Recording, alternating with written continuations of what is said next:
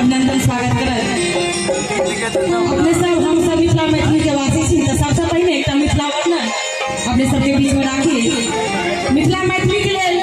मिथिला के साथ के लिए अपने सबसे निवेदन की ताली बजाकर सब गोटे सहयोग करी कि बेलो हमरो बेलो तंदुसी ताली में नमस्कार आओ बहुत सुंदर रचना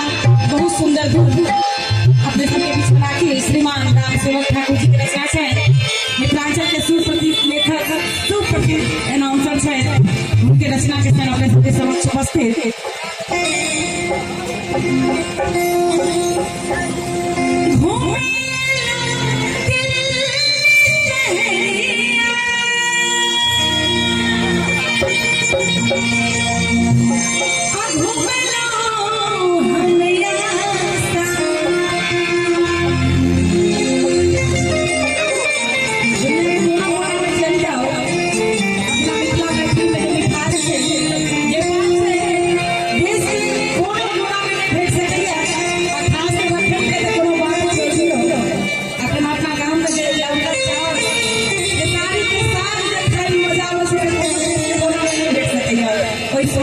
अपने सबने बीच में राखी